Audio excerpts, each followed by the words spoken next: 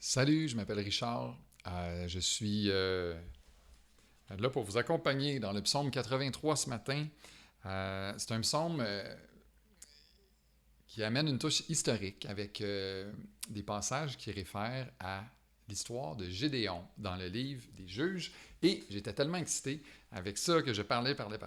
Ça, c'est la deuxième version du vidéo. Dans la première, j'ai fait une vidéo de 13 minutes. Puis là, j'ai dit, j'aime pas ça, moi, quand ça fait trop long. Puis la vraie limite qu'on nous demande, c'est 7 minutes, mais il n'y a pas beaucoup de monde qui la respecte. Fait que c'est difficile de faire ça en 7 minutes, en rapper ça, mais bref, voilà. On va commencer au verset 1 aujourd'hui, puis on va faire un petit détour historique dans l'histoire de Gédéon, un des juges d'Israël. Chant, psaume d'Azaph. Ô Dieu, ne garde pas le silence, ne te tais pas et ne reste pas inactif, ô Dieu. En effet, tes ennemis s'agitent. Ceux qui te détestent relèvent la tête. Ils forment de perfides complots contre ton peuple. Ils conspirent contre ceux que tu protèges. Venez, disent-ils, exterminons-les du milieu des nations, et qu'on ne se souvienne plus du nom d'Israël. Ils intriguent tous d'un même cœur, ils font une alliance contre toi. Les Édomites et les Ismaélites, les Moabites et les Agaréniens, Gébal, Ammon, Amalek, les Philistins avec les habitants de Tyr. La Syrie aussi se joint à eux, elle prête main forte aux descendants de Lot.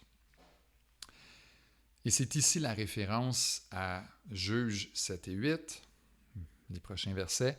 Traite-les comme Madian, comme Sisera, comme Jabin au torrent du Kizon. Ils ont été détruits à Endor, ils sont devenus du fumier pour la terre. Traite leurs chefs comme Horeb et Zeb, et tous leurs princes comme Zébak et Tsalmuna, car ils disent « Emparons-nous des domaines de Dieu ». Je vais arrêter ici.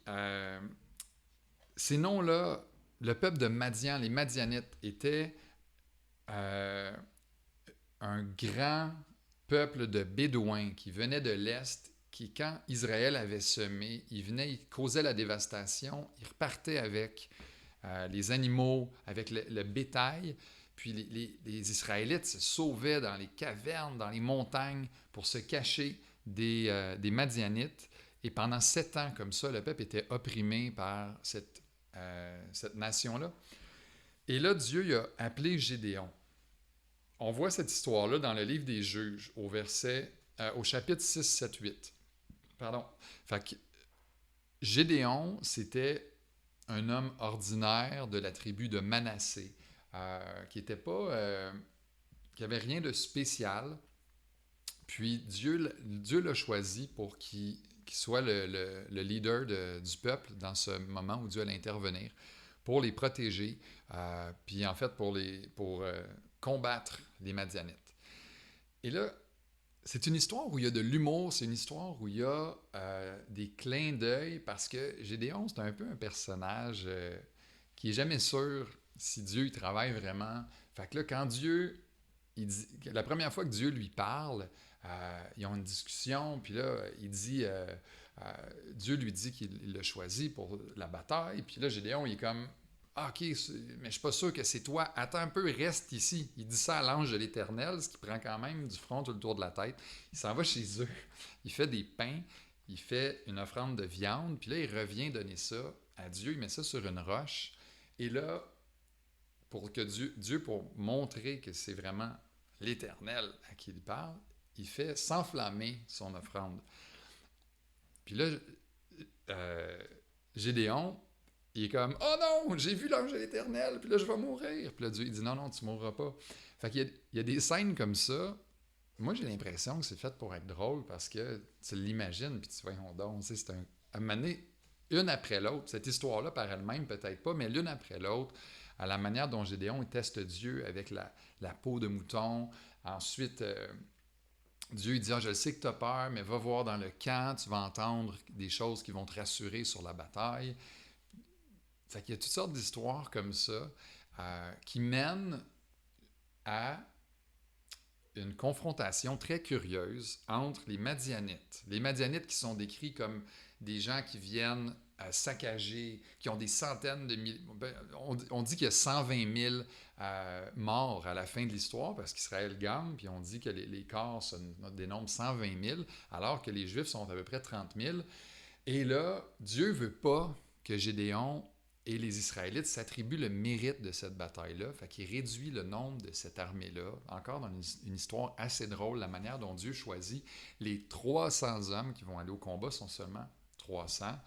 C'est comique. T'sais. Puis là, le jour de la bataille, Gédéon, il est comme convaincu, il est ragaillardi parce que Dieu lui a dit, et il va aller à la bataille avec les 300 hommes, mais pas avec des lances puis des chevaux, mais avec des corps pour sonner la guerre, des cruches avec une torche dedans.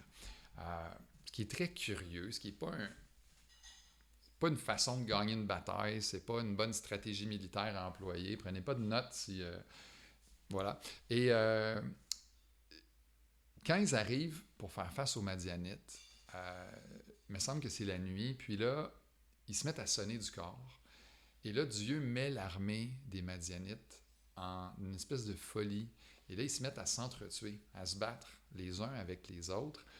Pendant ce temps-là, les Israélites, ils font juste sonner du corps puis casser leur cruche avec une torche dedans. C'est tout ce qu'ils font. Puis le reste, c'est les Madianites qui s'entretuent et là, qui se dispersent. Et dans leur dispersion, ils s'en vont s'éloigner. Puis là, il y a des gens, des tribus autour en Israël qui réussissent à les exterminer.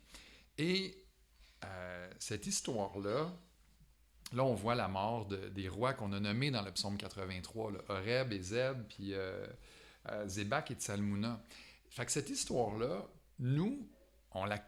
En fait, peut-être que vous êtes plus cultivés bibliquement que moi, mais je pense que très peu d'entre nous avons une familiarité intime avec le nom des rois de Madian qui ont été tués par Gédéon en Juge 8. Alors que pour un juif de l'époque des psaumes, c'était beaucoup plus plausible que tu dis « Ah oui, je connais cette histoire-là, c'est le fun. » Puis là, quand tu lis le psaume ou quand tu chantes le psaume, tu es enrichi par cette histoire-là parce que tu as cette espèce de feeling-là que « Ah oui, mais Dieu a travaillé à travers les 300 personnes, puis les rois madianites sont morts, puis tout ça. » Puis ça te vivifie, ça t'inspire. Et je pense qu'il y a une très belle richesse à aller chercher dans la Bible à travers des histoires comme ça, de comprendre quand il y a des clins d'œil ou des références comme ça à des textes passés. Mais aussi, nous-mêmes, on doit avoir nos propres histoires, puis s'encourager avec nos propres histoires, nos propres victoires de Dieu, nos propres histoires de succès, de prières répondues, puis d'intervention de Dieu dans nos vies. Quand ça va mal, il faut qu'on ait ces moments-là auxquels on peut se raccrocher. Fait que c'est ce que je trouvais de très fascinant et inspirant avec ce psaume-là que je voulais partager avec vous. Fait que voilà, on va simplement terminer avec un mot de prière. Seigneur, merci pour ta parole. Merci pour toutes les histoires qu'il y a. Je trouve ça fascinant, la richesse qu'il y a dans la Bible, la profondeur qu'il y a dans la Bible avec tout le bagage historique qu'il y a dans l'Ancien Testament en particulier, qui s'étend sur tellement d'années avec des personnages de toutes sortes. Je te prie que on puisse grandir dans notre connaissance de la Bible, à être inspiré par ces histoires-là, puis de voir comment tu as mené un peuple à sa maturité spirituelle, puis tu l'as conduit vers, progressivement, d'une alliance à une autre, pour finalement envoyer Jésus à un peuple qui avait une maturité spirituelle, disons, certaine.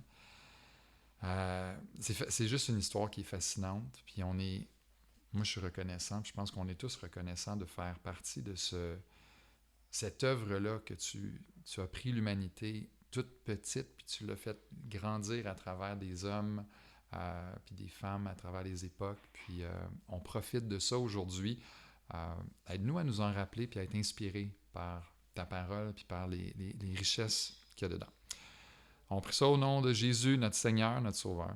Amen. Merci, puis bonne fin de journée.